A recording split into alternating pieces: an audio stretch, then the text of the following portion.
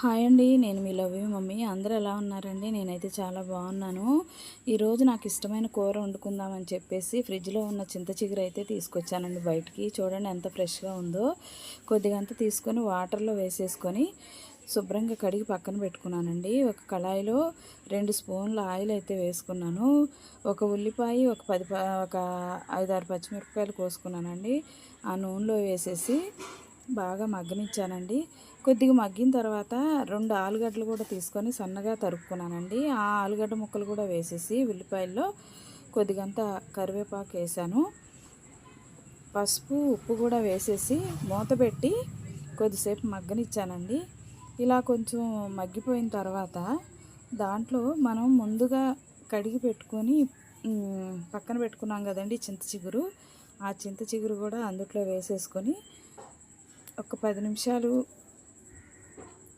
అలా మూత పెట్టేసి ఉంచితే అసలు చాలా బాగా మగ్గిపోతుందండి. పోయినసారి వీడియోకి కామెంట్ పెట్టారండి, చింత చిగురు నలిపి వేసుకోవాలి అని. చింత చిగురు నలిపితే ఏ కలర్లో కనిపిస్తుందో నేను మీకు చూపిస్తానండి ఈ వీడియోలో. చూడండి, లేత చింత చిగురు కదా, అసలు కొద్ది నిమిషాలకే అసలు ఆనమాలు కూడా తెలియకుండా మగ్గిపోయిందండి. చింత చిగురు అసలు వేసినట్టే కనిపించట్లేదు. ఇప్పుడు దాంట్లో ఒక స్పూన్ కారం వేసుకుందామండి. ఎందుకంటే పచ్చిమిరపకాయలు ఎక్కువగానే వేసాను కదా, అందుకని ఒక స్పూన్ కారం వేసాను. ఈ చింత చిగురు వేసిన ఏ కూరకైనా సరే సాల్టు, కారం పర్ఫెక్ట్గా ఉండాలండి. ఆ రెండు పర్ఫెక్ట్గానే ఉంటేనే కూర టేస్టీగా ఉంటుందండి.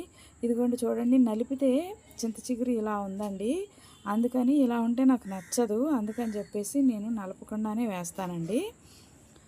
కూర అయితే రెడీ అయిపోయిందండి.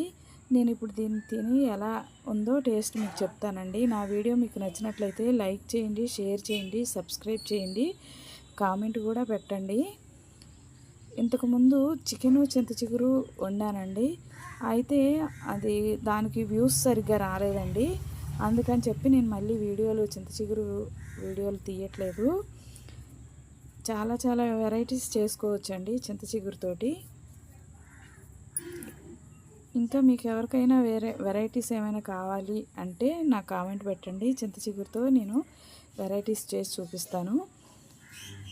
మా వీడియో మీకు నచ్చినట్లయితే లైక్ చేయండి. నాకైతే చాలా చాలా బాగా నచ్చిందండి ఈ చింత చిగురు ఆలుగడ్డ. మీరు కూడా ట్రై చేసి టేస్ట్ చేసి ఎలా ఉందో కామెంట్ సెక్షన్లో పెట్టండి. లైక్ చేయండి ప్లీజ్.